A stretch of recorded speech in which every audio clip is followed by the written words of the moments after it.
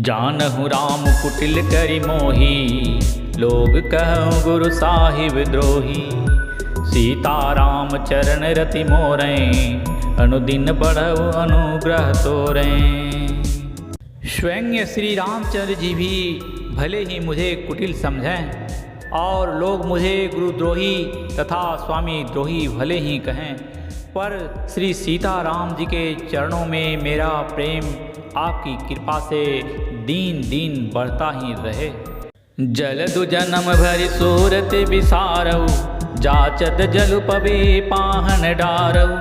चातकु रटने घटे घट जाई, बढ़े प्रेम सब भांति भलाई। मेघ चाहे जन्म भर चातक की सुधि भुला दे, और जल मांगने पर वह चाहे वज्र और पत्थर ओले ही गिरावे, पर चातक की रटन घटने से तो उसकी बात ही घट जाएगी, प्रतिष्ठा ही नष्ट हो जाएगी। उसकी तो प्रेम बढ़ने में ही सब तरह से भलाई है। कन कहीं बान चढ़ई जिमिदा है, तिमि प्रियतम पद नेम निबाहें।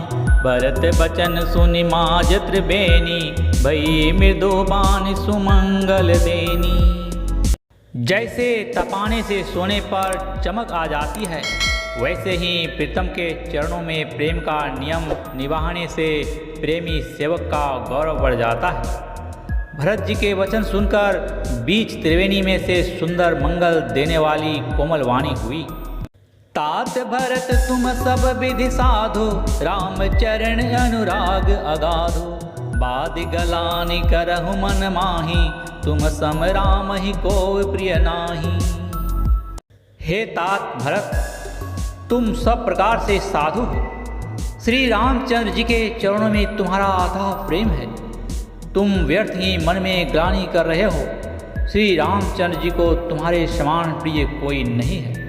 तनु पुल के उहिया हरस सुनी, बेनि बचन अनुकूल।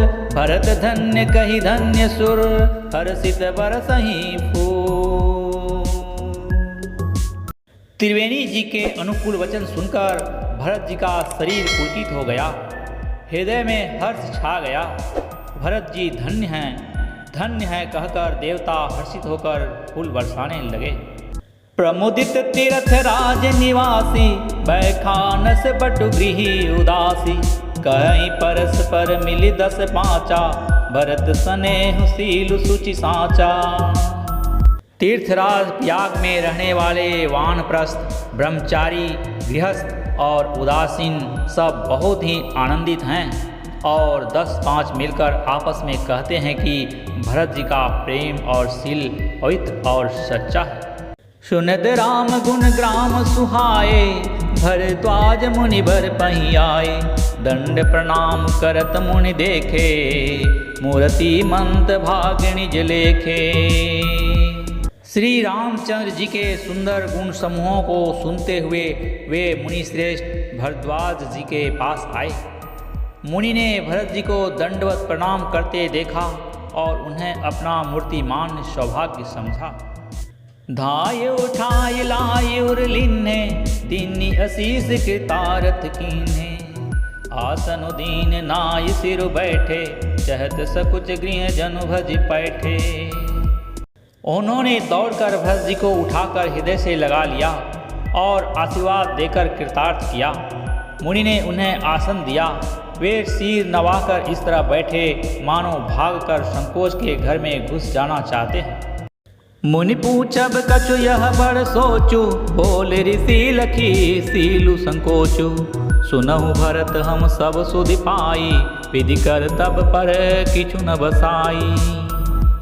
उनके मन में यह बड़ा सोच है कि मुनि कुछ पूछेंगे तो मैं क्या उत्तर दूंगा।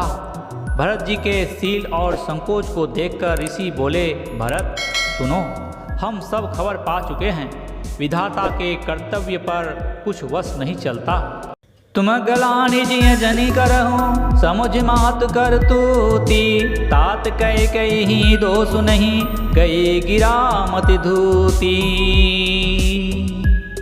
माता की करतूत को समझकर याद करके तुम हृदय में गलानी मत करो। हे तात, कैकेयी का कोई दोष नहीं है, उसकी बुद्धि तो सरस्वती बिगाड़ गई थी।